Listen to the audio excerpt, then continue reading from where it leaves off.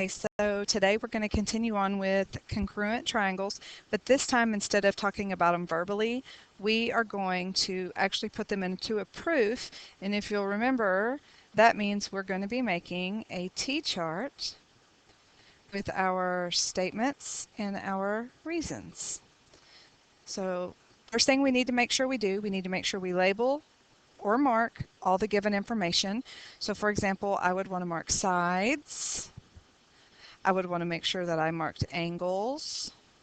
So all the things that you know that they're going to give you, you need to make sure that you're marking. Okay, so for example, in this one, I would definitely want to make sure that I mark those vertical angles. And in this one over here, I'd make sure I want to mark that reflexive mark. Okay, also don't forget that when you have parallel lines and a transversal, that you always have those alternate interior angles, and those are always going to help when it comes time to proving triangles are congruent. All right, so first thing we need to do is look at what just happened. All right, so we're going to look at this table here and fill in these blanks on definitions that we need to make sure that we remember.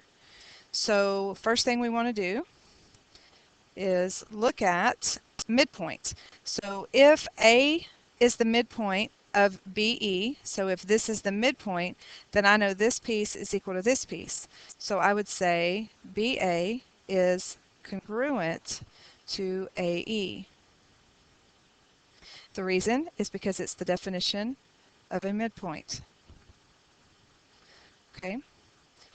Bisector, if AD is the bisector of, so this should be AD. If AD is the bisector of angle BAR, then that means this angle is congruent to that angle. So I would say angle BAD is congruent to angle DAR, because it's the definition of a bisector. Okay, perpendicular lines. If AB is perpendicular to CD, then I would say angle ABC, and angle ABD are right angles, because it's the definition of perpendicular lines.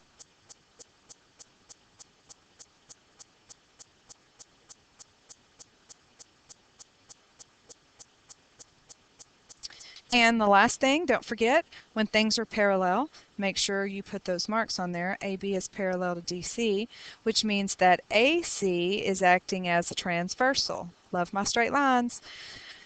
So that means angle BAC, so this angle right here, so angle BAC is going to be congruent to angle ACD.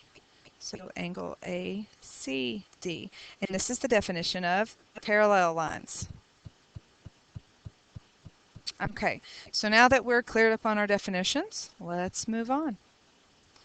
So first thing we're going to do here is we're going to take what they give us and mark it in our picture. CM is congruent to BM. DM is congruent to AM. So I know this because it's given. Now the next thing I know that these two angles are congruent. So angle CMD and angle AMD. So I would say angle CMD is congruent to AMB because they're vertical angles. So now I look at this and I see that I have a side, and an angle, a side, and an angle. So I have side, angle, side. So I can say that my triangles are congruent. So what I'm trying to prove, triangle CMD is congruent to triangle BMA because of side, angle, side. And that's how you do a proof. So now let's look at this picture again, but this time we're going to go a step further. We're actually going to prove that two pieces are equal. But before we can prove pieces are equal, we have to prove the triangles are equal. So the first thing we're going to do is take what's given, CD is equal to BA. Angle DCM, so that's this angle right here, is congruent to ABM, so that would be this angle right here. And I'm going to make sure that I write that it's given. Now the next thing I know is that this angle right here is congruent to this angle right here. And why are they congruent? Well, vertical angles. So now on your paper this says angle. You need to make those triangles there. I don't know what happened, so I apologize. So make sure you make these little triangles here for number 3. So now I know that this triangle CMD is congruent to BMA because of y. We've got 2 angles, so I've got an angle and a side. I've got 2 angles and a side. So now I can say, because of angle, angle, side, these 2 triangles are congruent. Well, remember, if the triangles are congruent, all their parts are also congruent. So now I can say that DM is congruent to AM because of CPCTC. Corresponding parts of congruent triangles are congruent. So you have to prove this, and then this is always next. All right, so let's try it again. So the first thing we want to do is make sure we mark our picture. AB is congruent to BC, and BD bisects angle ABC. So since it bisects, that means I have 2 congruent angles. So now I go up here and I write down what's given. And then the next thing I'm going to write is that angle ABD is congruent to angle CBD because that's the definition of an angle bisector. Then I know that this piece is always going to be equal to itself because it's reflexive. Now I know that this triangle here, ABD, I know that triangle, is congruent to the triangle on the bottom because I've got, let's label what we have. I have a side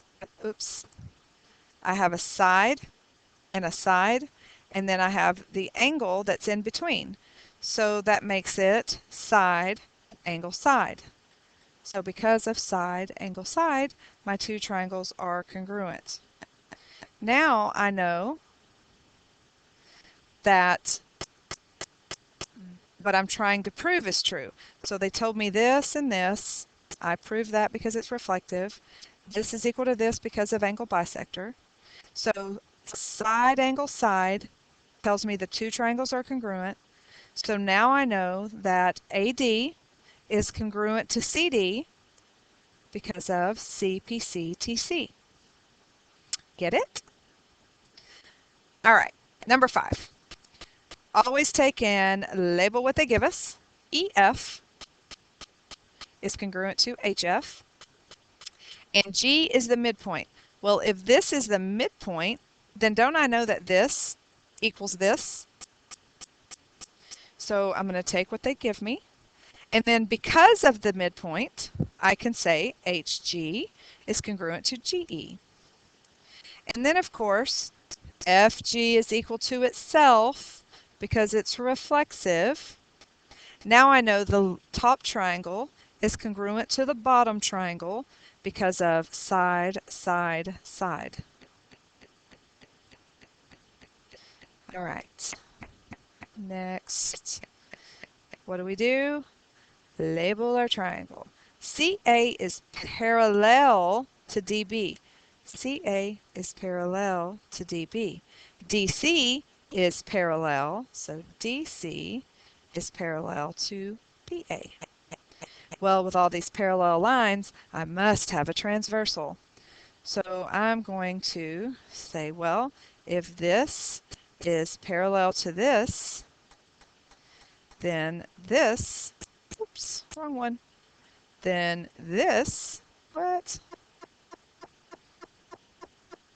This, hello, must be a transversal.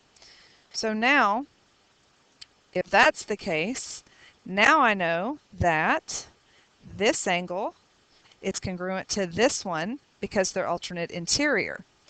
So now I write down what's given. ACB is congruent to CBD because they're alternate interior. And then think about it, if these two sides are parallel and this is the transversal, then ABC, which would be this angle right here, is congruent to this angle over here because guess why? Alternate interior angles. And then of course, this, the transversal, is equal to itself. So CB is congruent to CB because it's reflexive. And now I can prove that the two triangles, ABC, is congruent to DCB because I have an angle and the side that's in between. So angle, side, angle. So we got to always look for parallel lines, transversals, verticals, reflexive, all that stuff will always get us where we need to be. All right. Go in and mark what we know. AB equals BC, AB equals BC. Now I have an isosceles triangle. BD is perpendicular to AC. Well, if that's the case, then don't these make right angles here? So I always write down what's given, mark it, and write it down. Now they're saying that BDA and BDC are right angles. Well, that's the definition of perpendicular lines. Now I know that BDA and BDC are congruent because all right angles are congruent. Now I know that triangle ABD and CBD are right triangles. That's the definition of a right triangle. So now I know, so knowing all that, I also know that BD is equal to itself because that's always given because it's reflexive. That's that thing I expect you to know.